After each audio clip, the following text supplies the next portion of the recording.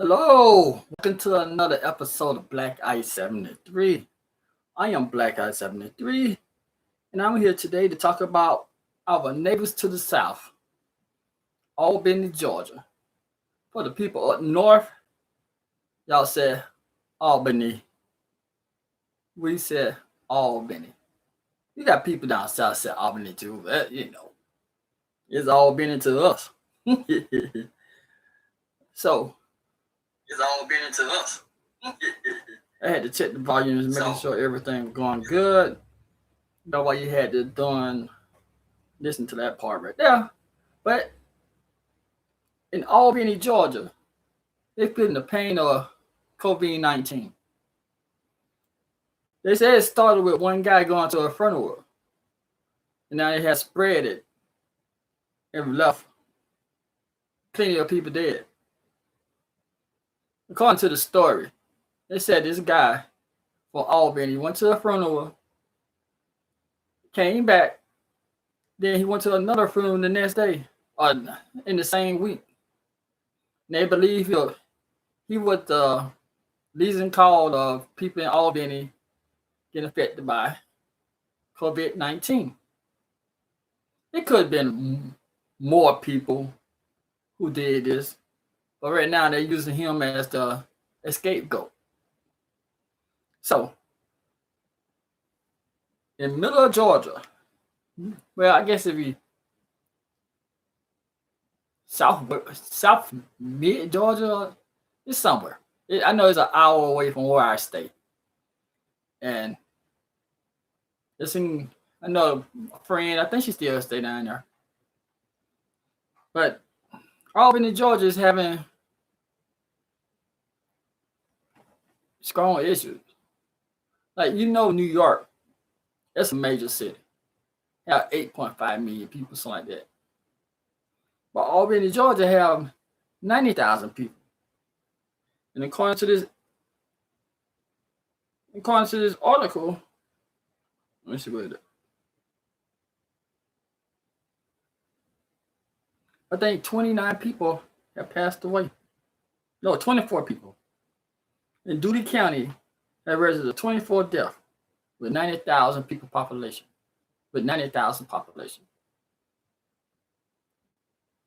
I know 24 deaths don't sound alike to some of you all. But with 90,000, and you do the percentage of it, they're way over 10% of the population. But not way over 10%. It way over 3% of the population who have passed away from COVID-19. I'm going to read some of this article. As I read some of this article, I'm also going to give my comment in between some of the stuff. So here I am about to struggle read. They said it was an old-fashioned Southern funeral. This article comes from New York Times.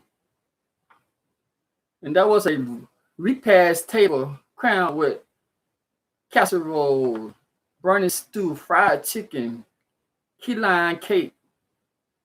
Andrew Jerome Mitchell, a retired janitor, was one of 10 siblings. He told stories, debated for umpteenth time how he got the nickname Doorface. People wiped their tears away and embraced and blew their nose and belt out hymns. They laughed, remembering it was a big gathering. It was upward to 200 mourners, overflowing the memorial chapter, so people had to stand outside. That sounds about right for a Southern funeral, especially for a black person. Man, a Southern funeral a black person funeral in the South, you can start off crying, laughing, getting irritated with a person that's standing there too long, talking like, God damn, big, come on, man, stop talking. They don't go by the 3-minute time. They like just keep on talking. As they get through talking, they start singing. You bet the funeral like, Be looking at the time like, man, cut it out, dog. And then I know at my uncle funeral was in 2018, and he would remember so many clubs, that he remember so many clubs down in the town, down in Fort Benning, Georgia. Not Fort Benning, I mean, what the name of that darn place? It's in Peach County, Georgia. I can't even think of the name of that place now.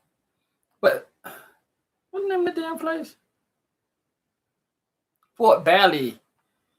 He was down there. He was so many clubs down in Fort Valley, Georgia, and he was living in Vernon Robinson, Georgia. So, so he knew a lot of people. He was president of this and that, and people that spoke highly of him. In our family, we call him Hook. Like Incredible Hook. The nieces and nephew, we call him Uncle Hook. His sisters and brother call him Hook. So, there was one guy. He got up there and he was talking about Uncle Hook, just talking. And every time he paused, we think he finished, and he started talking about something else. When he got finished, that was one of the loudest ovations. People were clapping their hands. Like, thank you for getting down. He started plugging. He had a book. Now y'all go out there and buy my book and all that kind of stuff. We like, come on, dude. I wish it was the Impala if we can get the hook and pull them away from under there. I know some of y'all might not know what the Impala is, but it's an Impala. Yeah. This person named Dorothy Johnson has gone over to the scene of her mind over the last month, asking herself who it was who brought the virus to her brother's funeral. She quote, "We don't know who the person was." She said, "It would help me to know." She said during the week that followed, illness linked to the coronavirus had tore through her hometown, Albany, Georgia, with about 24 related feeling ill, including 6 of her siblings. Johnson herself was released from an isolation ward with the news that her daughter, Tanya, was in grave condition, her heart rate dropping. Like in Boston, a 40th birthday party was in West Point, Connecticut. The funeral of Andrew Jerome Mitchell on Friday, the 29th, will be recorded as a super spread event in which a small number of people and huge numbers of infection.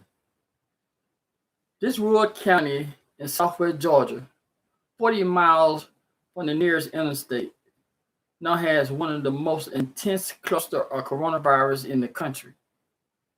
With a population of only 90,000, Dougherty County has registered 24 deaths, four more than any other county. Four more than any other county in the state, with 6 more possible corona deaths under investigation, according to Michael L. Florida, the local coroner. It's 90% of the people who have died was African American, he said. The region hospitals are overloaded with sick and dying patients, having registered nearly 600 positive cases. Last week, Governor Brian Kemp dispatched the National Guard to help stage additional intensive care beds and related exhausted doctors and nurses. Johnson said that she assumed one of the guests had brought the virus to her brother's funeral, where you hug and you kiss and you embrace. But she had no more information than that. She quote, "Really, there is no face for what is going on in Albany," she said. Whether the initial carrier of the infectious disease matter, it all depends on who you ask. But the time does matter. For 10 days, the virus spread invisibly, and no one knew it was there. It's about the time the screen social distance was introduced on March the 22nd, it was everywhere.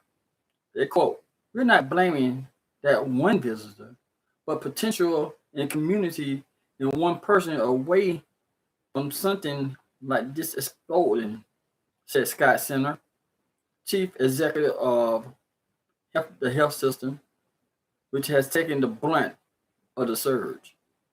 They quote, "If you get early delivery of it, it shows you what can happen," he said. Had that person had come in, had a barbecue, visited family, and went home, that would have been a different story. They said Mitchell died suddenly. Emil Murray, Mitchell's companion of 20 years, found him in the living room of their home on the morning of February the 24th, said her daughter, Alice Bell. There was no autopsy, but it appeared to be a natural cause, she said, possibly a heart attack. "He has been up all night," said Johnson, his sister. "When she woke to get the baby ready for school, she found him face down on the floor." The Doherty County is a cotton plantation in the 19th century. It ranked near the bottom of Georgia, 159 counties in terms of most health outcomes, with higher rate of diabetes, lung disease, and his first corona case did not stand out to the doctor as something unusual. The night of the funeral, the 67-year-old man who has come to Albany to attend his Memorial Hospital complaining of shortness of breath. The man had chronic lung disease and no history of travel that would suggest exposure to the coronavirus, and he was not put in isolation. The staff members figured that he had just run out of oxygen. The man spent the next week in the hospital, attended by at least 50 employees, then was transferred March the 7th back to Atlanta area where he was tested for the coronavirus.